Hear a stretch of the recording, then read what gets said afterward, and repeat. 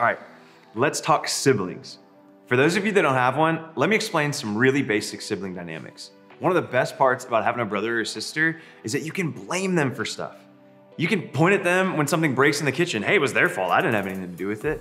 Or you can sneak your green beans onto their plate so that you get dessert first and they have to continue finishing their food. Brothers and sisters are why phrases like, they did it first, or it wasn't my fault, were invented. And even if you don't have a sibling, you probably had someone in your childhood who you'd put the blame on, or who would put the blame on you for something that they did. It was a cousin, a classmate, or a friend. I was sometimes that friend. I'm not proud to admit it, but it's true. Or maybe you had someone that you blamed for your mess ups. Our impulses as kids don't really change as adults. We remain pretty skilled at avoiding responsibility and putting the blame on someone else. I mean, maybe you've even seen clips of a preschooler that has red paint on their hands and they say that they didn't put their handprints all over the wall. They give their parents that innocent look, but it's very clear that they're guilty. It's obvious that they're at fault. It's funny to watch, really funny to watch, but let's be honest. We all know what that feels like, even now that we're older. We all know what it's like to do something wrong and know that we're at fault, yet do anything that we can to avoid responsibility. So let me ask you a question. Do you remember the last time you felt guilty? Maybe you copied a little too much of your friend's homework, or maybe you didn't tell your girlfriend the whole story of what happened at the party. Maybe you lingered a little too long on that website. Maybe you told your stepmom that you were going one place and you did wind up going to that place, but you went with a different crowd of people than you told her would be there. Or maybe you said that you were studying the whole time, but you were really just binging a new show with your textbook open. There are all sorts of things to feel guilty about. And no matter how old we get, it seems like our reaction is a lot like a 5-year-old. We hide, or we stretch the truth, we make up excuses, or we try to cover it up altogether. When we feel guilty, we get really good at hiding. And we have all sorts of tricks for this. Maybe we avoid certain adults in our lives, like a small group leader or a coach, or we try not to make eye contact with our teacher, or suddenly we ghost our friends, or we play it cool around the people that are in charge. We might even turn off our location, stop sharing it with certain people. We do everything that we can to act as though nothing happened, even though on the inside, we know what we did was wrong and it's actually eating us up. And this isn't just what we do with other people. If we believe in God, chances are our guilt causes us to hide from Him too. We know that God knows what we did, and we know that He knows that it was wrong. So we back away from our relationship with Him. It's easy to hide something that we did from the people around us, but it's much more complicated to hide those things from God, who knows everything. We can't actually run away from Him. So we just start to make Him less and less and less a part of our lives. I mean, maybe you still go to small group, but when the conversation gets real, suddenly you don't speak up anymore. Or maybe you still show up to church, but you're not really feeling it in worship anymore, and you don't even know if you want to or if you really want to be here. Maybe you tell everyone that you have too much going on with school and sports and everything else, but really, you just don't want to participate in this faith stuff anymore. No matter what it looks like for you, we all have the tendency to let our guilt get in the way of our faith. I know I've done it in my own life, probably more times than I could count. Thankfully, we're not the first people to have these kinds of experiences of guilt. I'm thankful for that. The Bible provides plenty of examples that we can learn from, and we're going to talk about just one of them today. For the last few weeks, as a part of the Easter season, we've been in this series called Afterlife. We've looked at people who physically saw Jesus after the resurrection, after He came back to life. See, when you see a friend who died and is now walking around alive on his own power, it changes you. For many people, their lives were radically different after they saw the resurrected Jesus. Their afterlife was dramatically changed. And that includes this guy named Peter. Peter was one of Jesus' closest friends, and he was a key leader during the early days of the Christian movement. But Peter had some run-ins with guilt and shame, like all of us do sometimes. Peter was known as being Jesus' loud friend, which is, I'm also the loud friend, in case you're wondering. We all have them, or maybe you, like me, are that loud friend. And this got Peter in trouble from time to time. Actually, it happened pretty often. And one of the worst examples started when Jesus was arrested.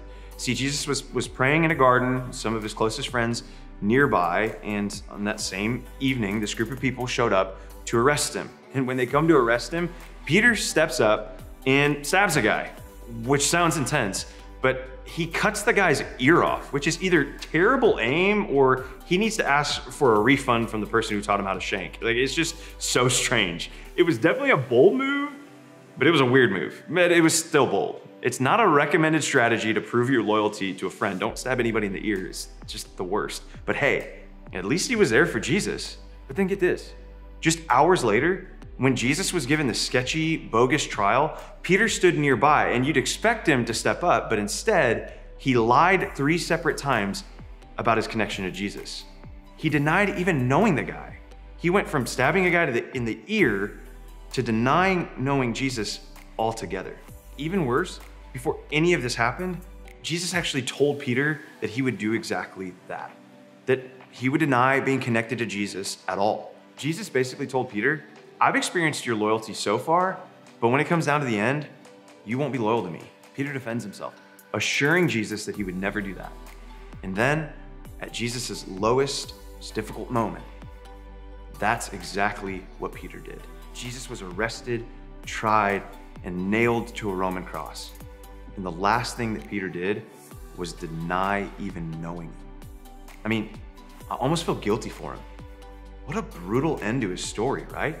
But like we've talked about in the series, Jesus' death wasn't the end of the story. Easter happens.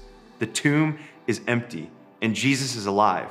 The whole direction of the story takes on this incredible change, which is awesome, unless you're Peter. See, maybe he had some mixed feelings about the whole thing. He may have thought, I'm so glad Jesus is back, but does that mean that I have to face him after what I did to him? To Peter, it's possible the resurrection was a reminder of the guilt and the shame that he felt. And if he felt guilt, I sometimes wonder if he ran through all the same phases that we do. I wonder if he wanted to lie or exaggerate or defend himself, or even to hide from Jesus altogether. See, a few days later, Jesus was actually on the shore of the Sea of Galilee. Peter was in a boat with the other disciples, and they all saw Jesus. They went to the shore, Jesus made breakfast, and he brought up the thing that no doubt was weighing on Peter's mind. And one of Jesus' other closest friends, this guy named John, who was actually also there at breakfast, wrote down what happened. Look at what he said. When they had finished eating, Jesus said to Simon Peter, Simon, son of John, do you love me more than these? Yes, Lord, he said. You know that I love you. Jesus said, feed my lambs. Again, Jesus said, do you love me? He answered, yes, Lord, you know that I love you. Jesus said, take care of my sheep. The third time he said to him, Simon, son of John, do you love me? And Peter was hurt because Jesus asked him the third time, do you love me? He said, Lord, you know all things. You know that I love you. And Jesus said, feed my sheep. See, Peter denied knowing Jesus 3 times, and then Jesus asked Peter, do you love me 3 times? In other words, for every time that Peter denied knowing Jesus, Jesus gives Peter another chance. And in giving him a chance, Peter knows that he's loved and forgiven. Jesus wants Peter to know that he has a second chance. He even tells Peter that he wants him to continue to lead, which is why he said, feed my sheep. This exchange is fascinating. Jesus asked Peter if he still loves him. As humiliating and terrible as it was for Peter to deny Jesus, here was a chance to make it right. Even though Peter may have given up on himself, Jesus hadn't given up on Peter. Peter could have given into his guilt and gone into hiding, but that isn't what Jesus wanted for Peter. Jesus didn't want Peter's life to be defined by guilt. He wanted Peter to experience grace. Peter knew that Jesus had been killed, and then he saw Jesus after he came back to life. This proved to Peter that Jesus was capable of offering him the grace that he needed to forgive himself. The resurrection showed Peter the power Jesus had, and Peter's encounter with Jesus on the beach that day showed that Jesus chose to offer him powerful grace. The resurrection proved that guilt didn't have to destroy Peter's faith. Instead, grace could destroy his guilt and fuel his faith. Because of grace, Peter was no longer controlled by his guilt. Because of grace, Peter accepted the love Jesus offered him. Because of grace, Peter traveled around the world preaching about that same grace that changed his life. Think of it this way. Because of the resurrection, Peter realized that grace is greater than guilt. I don't know what's been causing you to feel guilty, but chances are the entire time we've been discussing this topic, you've had something on your mind and on your heart. If you're ready for something new, I want to give you just a couple of steps that you can start taking right now. First one is to start by getting real about where you feel guilt. This can be really tough, especially if you've hidden something so deep that you feel numb to it. But think about where you feel that lingering guilt right now.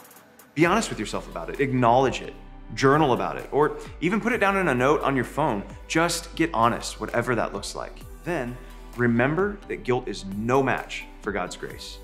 Ask God to remind you that He is with you and for you, even on those tough days. Ask Him to cover your guilt with the overwhelming reality of His grace. Listen, Easter matters for so many reasons. It shows us how big God's love is, what God is like exactly, and how God is more powerful than anything else, including death. But Easter also shows us that Jesus is bigger than our guilt, so much bigger. Jesus gives us grace, and it's ours for the taking. So, when you feel those old guilty feelings kicking in, ask God to give you a new reaction. And then finally, keep showing up and speaking up. Do the opposite of what guilt guides you to do or has guided you to do in the past. Instead of hiding, show up in your small group's text thread. Show up at a church gathering. Show up to hang out with your friends. Show up to meetups with your small group leaders. After the resurrection, Peter didn't hide from Jesus. It would have been easier to, but he didn't. Like Peter, you and I, we just need to keep showing up. The resurrection proved that our guilt is no match for God's grace. We don't have to let guilt change our faith anymore. Instead, we get to let grace change our guilt. We know that talking about God's grace is one thing, but experiencing it is something entirely different. And that's why we have small groups. We want you to have a safe place to fight for that grace when your guilt feels too heavy. Small group is the safest place for you to discover this alongside your friends and your small group leaders. Your small group leaders have literally gone through training of how to handle some really hard conversations. And they have people that they can get real with about their guilt as well. So they've experienced it too. They've encountered grace and they will pass that same grace on to you. Why? Because that's what the resurrected Jesus demonstrated in Peter's life. And that's why Peter's life after, or his afterlife, was so powerful. Because of the resurrection, Peter realized that grace is greater than guilt. And because of Easter, you and I can realize that as well.